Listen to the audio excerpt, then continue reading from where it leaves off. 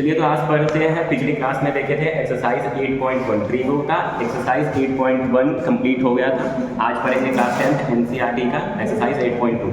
ठीक है, complementary angle, और इसमें जो एंगल का वैल्यू फाइंड करते हैं, ज़्यादा कुछ इसमें नहीं पढ़ना, बस कॉम्प्लीमेंट्री एंगल के बारे में पढ़ना। ठीक है, जैसे पहले ट्रिग्नोमेट्री का फर्स्ट पार्ट पढ़े थे रेशियो। ठीक है, वहाँ पे आपको क्या करना था, पाइथागोरस के फॉर्मूला सब जगह पे पुट कर रहे थे और उसके बाद उसका वैल्यू निकाल के साइड से जो है रिलेशन बताना होता है। ठीक है, अब पढ़ेंगे एक्सरसाइज 8.2 एनसीईआरटी का जो है क्लास 10 का। ठीक है, अभी देखिए स्टार्ट करते हैं, उससे पहले हम कुछ बता देते हैं बेसिक से जो वैल्यू होते हैं। जैसे पहले ही बताया है कि ट्रिग्नोमेट्री में क्या है, बेसिकली हम जो है एप्लीकेशन के बारे में पढ़ते हैं जो कि साइड और एंगल के रिलेशन के बारे में बताता है। ठीक है, तो साइड का पहला एक्सरसाइज था जिसमें कि हम इसका पाइथागोरस थ्योरम का जो है पढ़ चुके थे। ठीक है, अब एंगल के बारे में पढ़ते हैं। तो सारे एंगल का यहाँ पे जो वैल्यू है वो पहले से डिफाइंड है।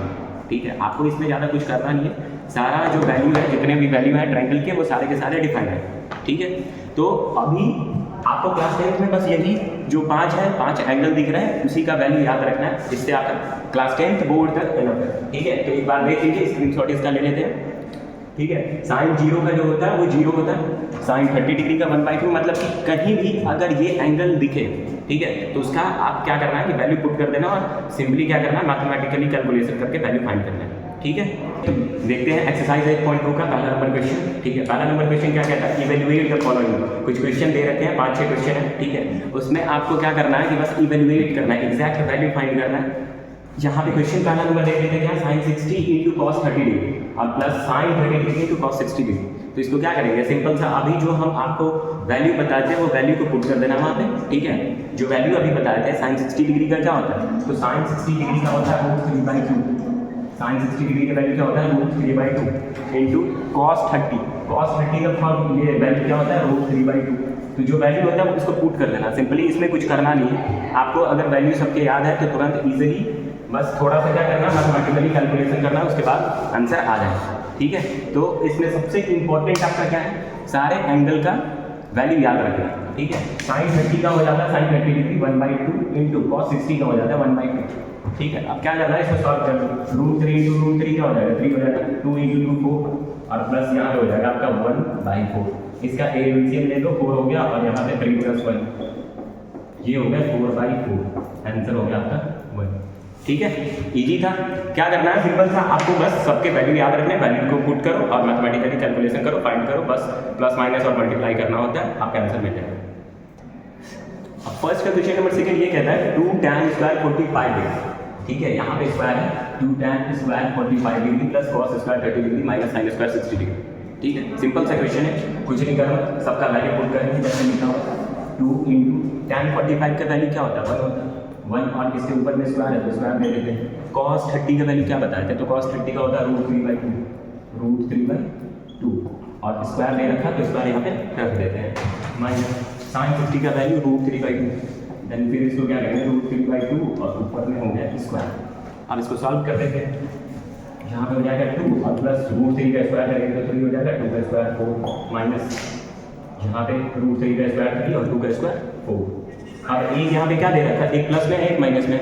ठीक है, तो पॉजिटिव और नेगेटिव अगर सब ये दोनों वैल्यू अगर सेम तो क्या हो जाएगा, माइनस जो है प्लस माइनस कर रहे हैं, आंसर जो आपका है वो कितना आ गया 2।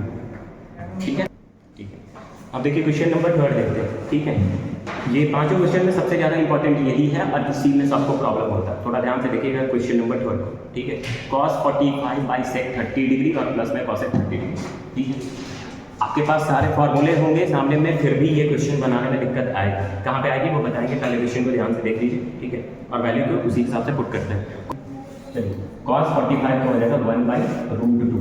ठीक है, अब यहाँ पे sec 30 का वैल्यू देखना है, तो अगर cos 30 का याद है तो sec 30 का उसका रेसिप्रोकल कर देंगे, तो cos 30 का क्या हो जाता है, √3/2। तो यहाँ पे हो जाएगा आपका sec 30 का 2/√3 प्लस cosec 30 पूछ रहा, तो उससे पहले देख लेते cosec 30। cosec होता किसका रेसिप्रोकल है, तो साइन का होता है, साइन का √30 डिग्री का वैल्यू क्या था, तो 1/2 था, तो यहाँ पे सिंपल क्या हो जाता है 2/1 या 2 भी बोल सकते हैं। ठीक है, अब इसको क्या करेंगे, सबसे पहले जो है 1/2 ये इसी तरह से छोड़ देते हैं और नीचे में जो फ्रैक्शन दिया है उसका एलसीएम पहले कर लेते हैं। ठीक है, तो एलसीएम करेंगे तो यहाँ पे आपका आ जाएगा √3 अब √3 से √3 को डिवाइड किए, 1 टाइम्स चला गया, 1 से 2 को मल्टीप्लाई करेंगे 2 आ जाएगा, 1 से ये √3 टाइम्स में डिवाइड होगा, √3 से 2 को मल्टीप्लाई करेंगे, यहाँ पे बन गया आपका √3 × 2 और 2√3 ऐसे भी लिख सकते हैं, ठीक है। अब देखिए यहाँ पे सबसे जो इम्पोर्टेंट है ये लाइन है 1/√2 और y क्या हो जाएगा 2 + √3 को पहले लिख लेंगे और उसके बाद 2 को बाद में लिखेंगे, क्यों लिखेंगे वो आगे बताएं, ठीक है। क्योंकि जब अगर डेनोमिनेटर में रूट आ जाए तो उसको रैशनलाइज करना पड़ता है, कभी भी रूट को डेनोमिनेटर में हम नहीं रख सकते हैं, वो एग्जैक्ट आंसर वहाँ पे नहीं मिलता और सही आंसर आपको नहीं मिलेगा, ठीक है। इसलिए क्या करते हैं कि डेनोमिनेटर को रैशनलाइज करना होता है, और रैशनलाइज अगर करना है तो रैशनलाइज करेंगे तो फिर क्या हो जाएगा a + b × a - b के फॉर्म में आएगा, ठीक है।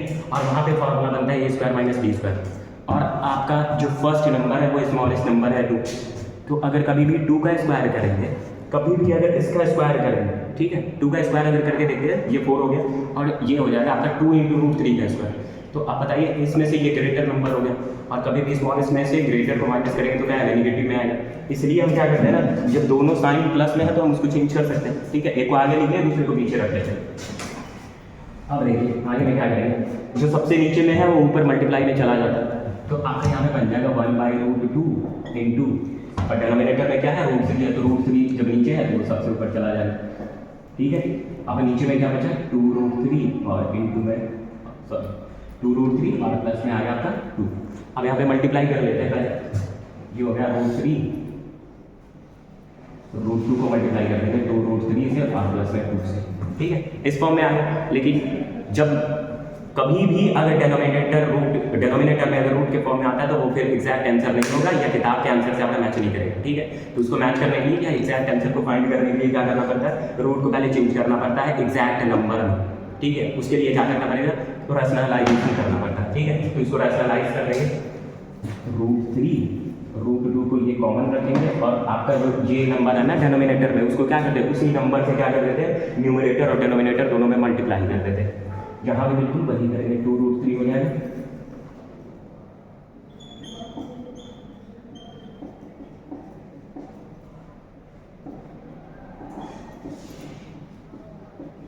बस एक चीज़ ध्यान रखना है कि रैशनलाइज जब करते हैं डेनोमिनेटर का तो वहाँ पे जो डेनोमिनेटर में साइन होता है वो न्यूमरेटर में जाके चेंज हो जाता है, ठीक है। वहाँ पे साइन को बस चेंज कर लेते हैं, बाकी सब आपका नंबर जो है वो सेम का सेम रहेगा, बिल्कुल वैसे, ठीक है। आप क्या करेंगे, अब इसको मल्टीप्लाई कर लेते हैं, √3 इंटू में क्या हो जाएगा 2√3, तो √3 कितने बन जाएंगे 3 आ जाएगा सिंपल सा, ठीक है। और 3 × 2 क्या हो जाएगा 6 हो जाएगा माइनस, अब उसके बाद फिर इसको मल्टीप्लाई करते हैं 2 से, तो बन जाएगा आपका -2√3, ठीक है। अब देखो ये √2 को बाहर में रखे थे, ठीक है, तो इसको बाहर ही रखेंगे, बाकी के नंबर को हम क्या करेंगे मल्टीप्लाई करेंगे, तो ये होगा आपका √2, ठीक है, ये हो गया √2 और उसके बाद देखो ये a + b के फॉर्म में और ये जो है a - b के फॉर्म में, तो जब इस तरह से फॉर्म में है तो इसको डायरेक्टली हम क्या कर सकते हैं a² - b² के फॉर्म में कर सकते हैं, तो इसका स्क्वायर कर लो a² और ये हो जाएगा आपका b², ठीक है। तो यहाँ पे वही फॉर्मूला डाल देते हैं 2√3 के ऊपर स्क्वायर करो और माइनस में फिर क्या करो,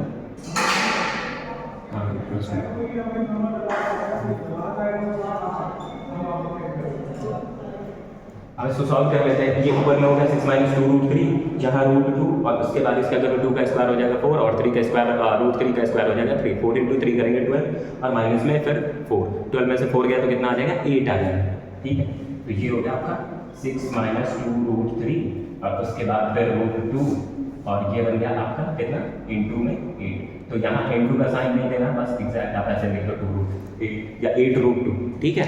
या चलिए देखते हैं क्वेश्चन नंबर 3, फर्स्ट का क्वेश्चन नंबर 3 देखते हैं, ठीक है। क्या कह रहा है, cos 45 degree bisect 30 + cosec 30 degree, ठीक है। और इसको सिंपल से क्या करना है, कुछ नहीं है, बस वैल्यू को पुट करेंगे और इसके बाद इसको सॉल्व करते हैं, ठीक है। cos 45 डिग्री का वैल्यू क्या होता है 1/√2 होता है sec 30 डिग्री, तो एक चीज़ याद करो, sec किसका रेसिप्रोकल था, cos का रेसिप्रोकल था और cos 30 का वैल्यू क्या बताए थे √3/2 बताए थे, तो अगर cos 30 का वैल्यू √3/2 होता है तो इसका रेसिप्रोकल कर देंगे तो sec 30 का वैल्यू मिल जाए, तो यहाँ पे कर देते हैं 2/√3, ठीक है। अगर यहाँ प्लस का साइन है तो प्लस का साइन देंगे, cos 30 है ना तो sin 30 का वैल्यू होता है 1/2, तो यहाँ पे रेसिप्रोकल कर देंगे तो क्या हो जाएगा 2/1, सिंपल, ठीक है। अब देखो इस बार को सॉल्व कर लेते हैं, ये बन गया 1/√2 और ये आपका बन गया, यहाँ पे जब आप इन दोनों का क्या करोगे, एलसीएम लोगे तो बन जाएगा √3। अब √3 को फिर क्या करना है, ऊपर में इसको 2 और प्लस में यहाँ पे क्या बन जाएगा 2√, ठीक है। इसको जब सॉल्व करोगे तो यही फॉर्म में आएगा, √3 एलसीएम हो गया, उसके बाद 2 यहाँ पे आएगा और फिर 1 को √3 से डिवाइड करोगे तो क्या आएगा √3, जो आएगा √3 उसको 2 से मल्टीप्लाई करके तो 2√3 बन गई, ठीक है। अब देखो इसको आगे सॉल्व करते हैं, ठीक है। नेक्स्ट अब क्या करेंगे, अब जो सबसे नीचे होता है वो ऊपर चला जाता है मल्टीप्लाई में, ठीक है। जो सबसे नीचे होता है वो क्या कहाँ चला जाता है, तो सबसे ऊपर मल्टीप्लाई में चला जाता है, तो ये हो जाएगा 1/√2 इंटू, ठीक है। ये √3 है वो कहाँ चला जाएगा, ऊपर चला जाएगा, ठीक है।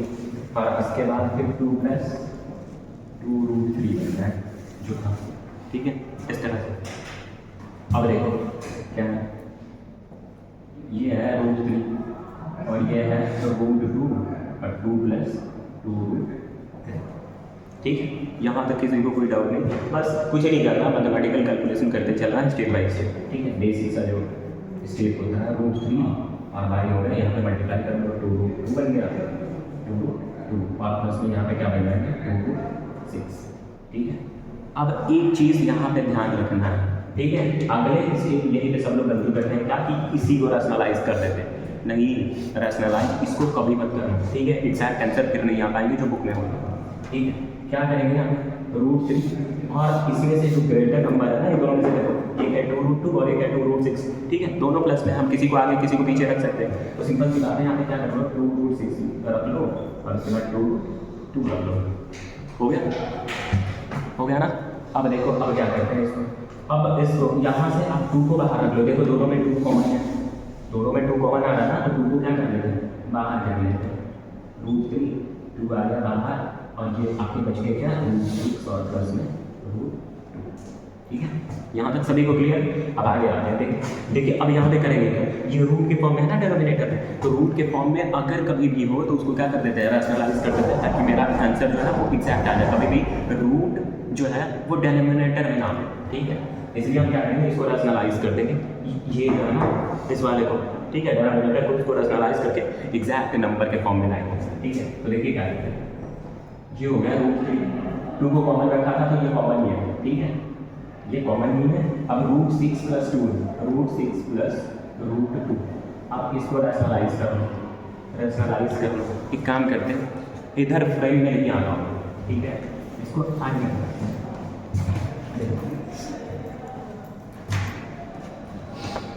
क्या करते हैं, √3 को उठा लेते हैं, ये हो गया √3 और ये हो गया आपका 2√6 और प्लस √2, ठीक है। अब इस वाले नंबर को रैशनलाइज करने का मतलब क्या है कि यही नंबर से ऊपर और नीचे में मल्टीप्लाई कर देते हैं, लेकिन साइन चेंज हो जाता है, तो बस साइन चेंज करके क्या कर देंगे, √6 - √2 हो जाएगा, यहाँ पे √6 - √2 हो जाएगा, ठीक है। अब देखो इसको मल्टीप्लाई कर लो, √3 × √6 क्या हो जाएगा, √18 हो जाएगा और यहाँ पे √6 हो जाएगा, ठीक है।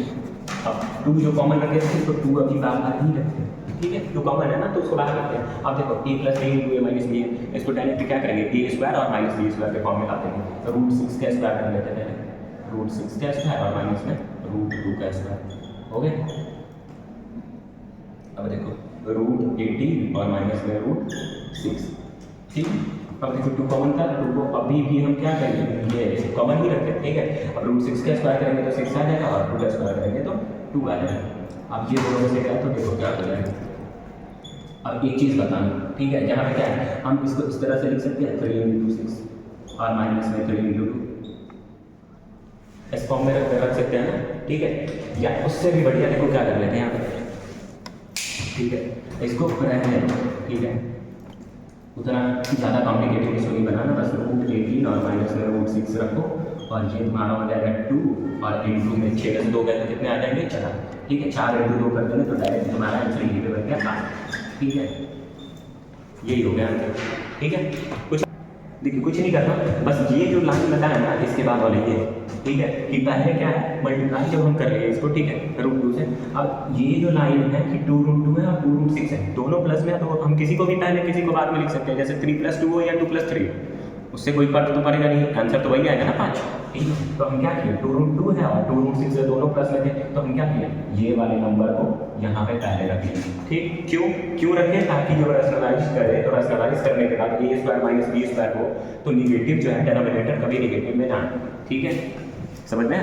चलिए अब देखिए क्वेश्चन नंबर 2 देखते हैं। बाकी के क्वेश्चन आपके फर्स्ट वाले सारे बन जाएंगे। ठीक है, जो बताने लायक थे वो हम बता दिए। ठीक है, बाकी के क्वेश्चन आप प्रैक्टिस कीजिएगा। अगर नहीं बनता है तो कमेंट बॉक्स में आप बस बता देना कि क्वेश्चन नंबर ये जो है डाउट रहेगा या नहीं बना है। ठीक है, तो मैं उसका स्पेशल जो है वीडियो बना के लेक्चर डाल दिया करूँगा। ठीक है, डाल दूँगा।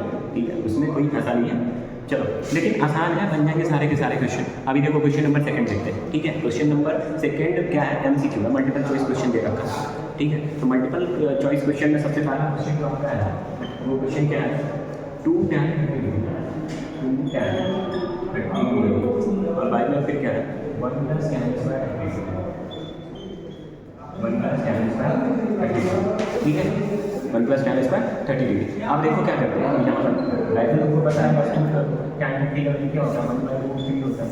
ठीक है, 1 + यहाँ पे tan स्क्वायर दिया है ना, तो पहले tan 30 का वैल्यू लिख लो 1/√3 स्क्वायर 2 × 1/√3। यहाँ पे क्या हो जाएगा 1 और 1 का स्क्वायर 1 होता है, √3 का स्क्वायर 3 हो जाएगा। ठीक है, नेक्स्ट क्या करेंगे, अब इसको मल्टीप्लाई कर लो तो ये हो जाएगा 2/√3 और नीचे हो जाएगा 3 और +1 4 और बाई में फिर क्या होता है 3। ठीक है, ये सॉल्व करना है, इतना सॉल्व करने का आपका ये आएगा। अब क्या करेंगे, जो सबसे नीचे मेरा ऊपर पे चला जाता मल्टीप्लाई में पता है, यहाँ पे क्या होता है 2/√3 और इंटू में हो जाएगा आपका 3/4। ठीक है, अब क्या करेंगे, ये 2 से 4 2 टाइम्स खत्म हो गया। अब ये 3 जो है, एक चीज़ बताना, अगर कोई 3 है तो हम इसको ऐसे लिख सकते हैं √3 × √3 लिख सकते हैं ना। तो यहाँ पे भी क्या होगा, ये 3 है तो इसकी जगह पे हम √3 × √3 लिख सकते हैं। सिंपल सी बात है कि अगर रूट में सेम नंबर होता तो मल्टीप्लाई करने पर वो नंबर रूट कैंसिल हो जाता, नंबर आ जाता। ठीक है, तो क्या करेंगे, जैसे 3 का √3 × √3 होता है, यहाँ पे इसका मतलब है कि ये 3 जो है वो 2 √3 लेके बैठा है। ठीक है, तो 1 √3 से 1 √3 कैंसिल हो जाएगा, बचेगा क्या 1 √3 सिंगल। ठीक है, तो ये जब कैंसिल हुआ तो यहाँ पे 1 √3 बचा रहेगा। अब जो आंसर है वो क्या है √3/2। ठीक है, √3/2 और √3/2 किसका ये होता है, वैल्यू होता है। जल्दी से बताना √3/2 किसका होता है। तो आपके पास 4 ऑप्शन दे रखे हैं, sin 60 degree, cos 60 degree, tan 60 degree और sin 30 डिग्री। इन चारों में से जो वैल्यू होता है वो sin 60 का वैल्यू होता है √3/2। किसका होता है, sin 60 डिग्री का वैल्यू होता है। ठीक है, तो आपका ऑप्शन नंबर हो जाएगा ए। हो गया, समझ में आ गया। कुछ नहीं करना था, वैल्यू को पुट करो, वैल्यू को पुट करने के बाद कैलकुलेशन जो है कट पुट करना है इसमें। ठीक है, जैसे कि जो नंबर जा रहा है उसको कट करो और कट करने के बाद जो बच गया उसको मल्टीप्लाई करके एक बार चेक कर लो ऑप्शन से कि किसका फॉर्मूला हो सकता है। cos 60 का तो हो नहीं सकता क्योंकि cos 60 का क्या होता है 1/2 होता है। ठीक है, और इसके बाद फिर tan 60 का √3 होता है, तो ये भी नहीं होगा, ये भी नहीं होगा। ठीक है, sin 30 डिग्री का भी 1/2 होता है, तो ये भी नहीं होगा। मेरा आया है √3/2 और sin 60 का मैच की, तो वही आता है, sin 60 का वैल्यू होता है √3/2। ठीक है, क्लियर है। अब देखो नेक्स्ट नंबर क्वेश्चन,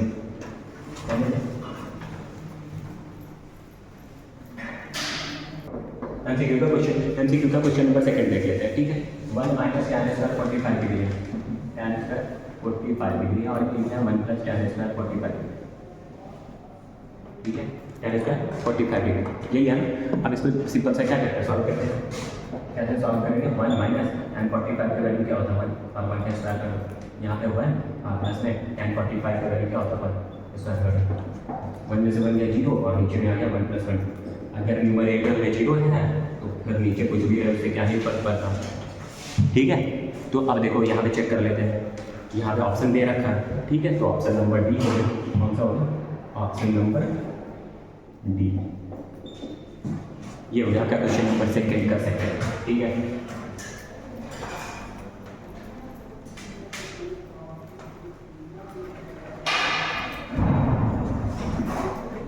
चलो देखो आप क्वेश्चन नंबर 3 देख लेते हैं। ये थोड़ा इंपॉर्टेंट क्वेश्चन है, अच्छे से थोड़ा समझना क्या है इसमें, बस एक फॉर्मूला याद रखना। ठीक है, देखो क्या है फॉर्मूला, ये क्वेश्चन क्या है, sin 2a = 2 sin a। ठीक है, ये क्वेश्चन दे रखा है।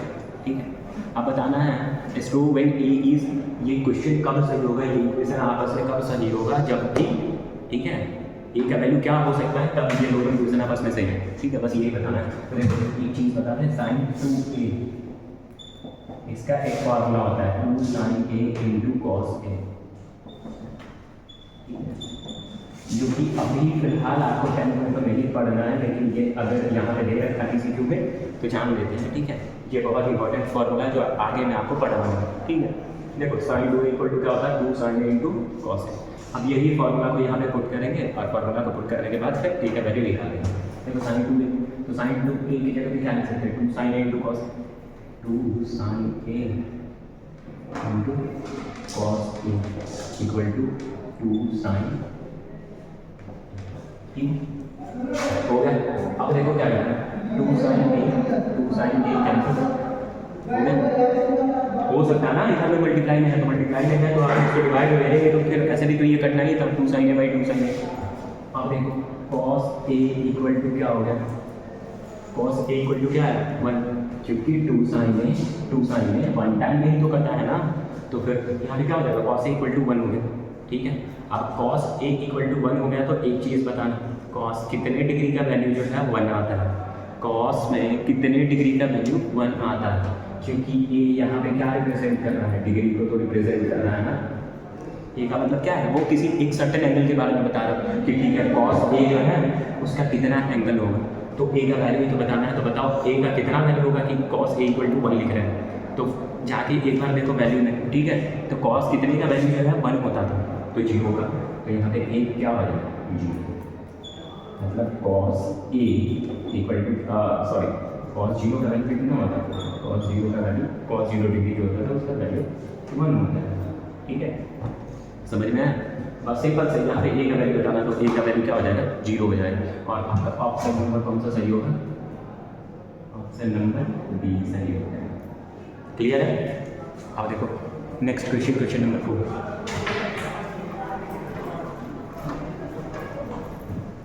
क्वेश्चन नंबर 4 क्या कहता है 2 tan 30 डिग्री, 2 tan 30 डिग्री, और भाई फिर क्या हो जाएगा 1 माइनस tan स्क्वायर 30 डिग्री,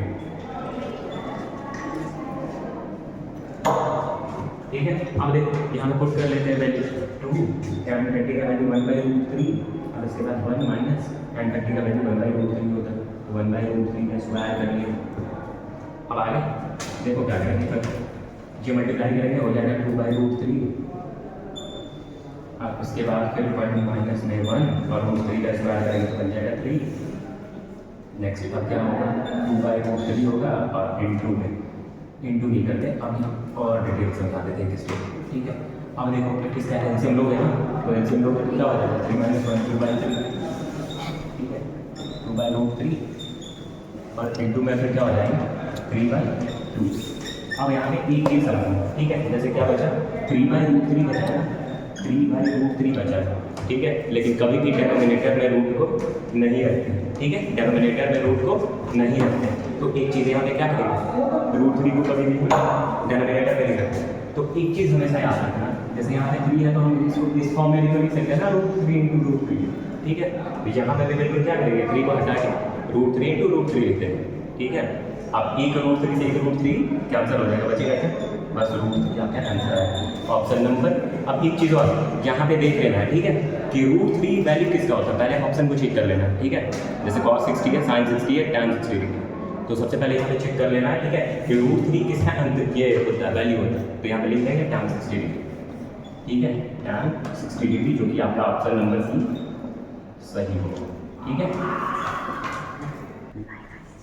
इस एक्सरसाइज का आप क्वेश्चन देखते हैं, क्वेश्चन नंबर 3, ठीक है। क्वेश्चन क्या दे रखा है, देखिए ये बहुत इंपॉर्टेंट क्वेश्चन है बोर्ड के हिसाब से, ठीक है, बहुत इंपॉर्टेंट वीडियो क्वेश्चन है, ठीक है। क्वेश्चन नंबर 3 है एक्सरसाइज 8.2 का, एक्सरसाइज 8.2 का क्वेश्चन नंबर 3 है, ठीक है। क्वेश्चन पहले अगर समझ गए तो फिर बहुत आसान है क्वेश्चन, ठीक है, बस क्वेश्चन को थोड़ा समझ लो क्या कह रहा है। इफ tan a + b = √3, ठीक है, क्वेश्चन क्या दे रखा है tan × a + b = √3, ठीक है, ये पहला होगा। दूसरा दे रखा है कि if tan a - b = 1/√3, then आपको बताना है कि a का क्या एंगल आएगा, ठीक है, और b का क्या एंगल आएगा, ठीक है, ये आपको बताना है। और दोनों का दोनों एक्यूट एंगल, मतलब कहने का मतलब ये है कि ये दोनों का सम भी जो है वो एक्यूट एंगल है। ठीक है, समझ में आ रहा है? एक्यूट एंगल कहने का मतलब है कि दोनों एंगल आपका एक्यूट एंगल होना चाहिए, मतलब लेस देन 90 डिग्री होना चाहिए, और दोनों का सम कॉम्प्लीमेंट्री एंगल ही होना चाहिए। कहने का मतलब ये कि 90 से अबव नहीं आना चाहिए। ठीक है, अब देखो कितना आसान है ये क्वेश्चन। फिर से एक बार बता देते, देखो क्वेश्चन क्या रहा है, tan a plus b equal to √3 है और tan a minus b equal to 1/√3 है। अब पूछ रहा है कि ये जो a है और b है, दो एंगल यूज़ कर रहा है ना, उस एंगल का वैल्यू क्या होगा। ठीक है, उस एंगल का वैल्यू क्या होगा, तो देखो क्या होगा वैल्यू। सबसे पहले क्या करते हैं, यहाँ पे जैसे क्वेश्चन है उसको उतार लेते हैं। ठीक है, tan a प्लस बी और इक्वल टू में क्या हो जाएगा, √3 है ना, तो √3 है तो एक चीज़ बताना, √3 tan के फॉर्म में कितने डिग्री का वैल्यू √3 होता था, तो tan 60 का वैल्यू, तो हम यहाँ पे √3 की जगह पे लिख सकते हैं tan 60 डिग्री। जैसे सिंपल सी बात है, tan 60 की जगह पे हम √3 लिख सकते हैं, तो √3 की जगह पे tan 60 भी तो लिख सकते हैं ना। ये होगा हमारा इक्वेशन नंबर फर्स्ट। ठीक है, या इसको देखो एक और चीज़ से सॉल्व करना चाहिए, tan है, ये भी tan है, tan क्या हो गया, कैंसिल हो गया, बचा क्या, a प्लस बी और इक्वल टू में बच गया 60 डिग्री, इक्वेशन नंबर फर्स्ट। ठीक है, समझ में आ रहा है। अब देखो क्या करेंगे, यहाँ से ये दूसरे वाले क्वेश्चन को उठा लेंगे, tan into a minus b equal to, अब देखो क्या है, 1/√3 है, तो एक चीज़ बताना, tan के फॉर्म में कितने डिग्री का जो एंगल का वैल्यू है ना, वो 1/√3 आता है, तो 30 का, तो यहाँ पे लिख लेंगे tan 30 डिग्री। ठीक है, tan से tan cancel, a minus b equal to क्या आ जाता है, ये हो जाएगा आपका 30, इक्वेशन नंबर सेकेंड। ठीक है, अब क्या करना है, एक इक्वेशन मिल गया a plus b equal to 60 degree, दूसरा इक्वेशन मिल गया a minus b equal to 30 degree. अब क्या करेंगे, दोनों को ऐड करेंगे।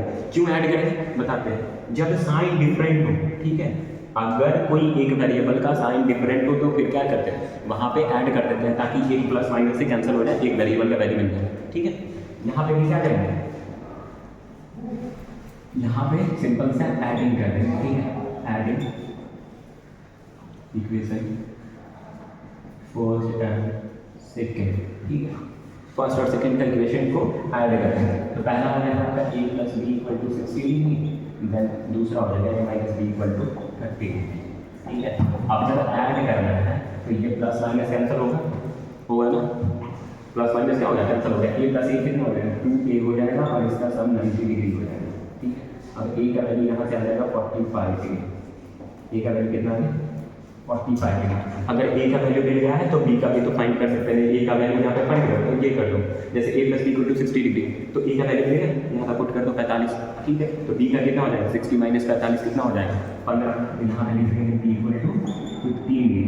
ठीक है, अब एक चीज़ बताओ, a जो है 45 डिग्री है, b जो है वो 15 डिग्री है। ठीक है, तो यहाँ पे क्या है, दोनों के दोनों एक्यूट एंगल है ना। ठीक है, और यही चीज़ तो बताना था। ठीक है, कि जो आपका a और b का वैल्यू है वो कितना होना चाहिए, दोनों एक्यूट एंगल में होना चाहिए, तो यहाँ पे दोनों के दोनों एक्यूट एंगल में है, यही हो गया आपका आंसर। तो वैसे क्या करते हैं, हम समझा देते हैं, क्वेश्चन को बहुत आसान है लेकिन बहुत ज़्यादा इंपॉर्टेंट भी है ये क्वेश्चन। ठीक है, एग्जाम के पॉइंट ऑफ व्यू से बोर्ड में बहुत बार ये क्वेश्चन आ चुके हैं, आ भी सकता है, मे भी थोड़ा सा इसमें कुछ चेंजेस कर दे, टाइम की जगह पे कॉसेक लगा दे, सेक लगा दे, कुछ थोड़ा सा चेंज कर दे, लेकिन इस तरह के क्वेश्चन बहुत बार आ चुके हैं। ठीक है, कुछ नहीं करना, जिस फॉर्म में है ना, जैसे tan यहाँ पे दे रखा, tan into a plus b, और यहाँ पे कोई वैल्यू दे दिया, तो जो वैल्यू दिया है उसको उसी के फॉर्म में चेंज करो। पहले रिकॉल करो कि अच्छा इसमें इसका क्या वैल्यू होता है। ठीक है, जैसे यहाँ पे मान लो कि कॉस होगा, तो हम चेक करते हैं ना कि ऐसा कॉस में कोई एंगल का वैल्यू इसमें आ रहा है क्या, √3 के फॉर्म में। ठीक है, वैसे हम पहले चेक कर लेते हैं, और चेक करने के बाद वही वहाँ पे क्या करना है, टी रेशियो का यूज़ करना। ठीक है, समझ में आया। और उसके बाद फिर क्या करना है, यहाँ से इक्वेशन फाइंड कर लो, tan से tan कैंसिल हो गया, a plus b equal to 60 degree, और यहाँ पे tan से tan कैंसिल हो गया, a minus b equal to 30 degree. अब देखो दोनों को क्या करेंगे, इक्वेशन को ऐड कर देंगे, a plus b equal to 60 degree, a minus b equal to 30 degree, b से b गया कैंसिल हो गया, प्लस माइनस बचा क्या, a plus a 2 equal to 90 degree, then a का वैल्यू आपका आ गया 45 डिग्री। ठीक है, अब a का जब वैल्यू आ गया 45 डिग्री, तो किसी एक इक्वेशन में पुट कर लो, फर्स्ट या सेकंड वाले में, और a का वैल्यू अगर 45 डिग्री है तो b का फाइंड कर लो, आ जाएगा 15 डिग्री। ठीक है, यही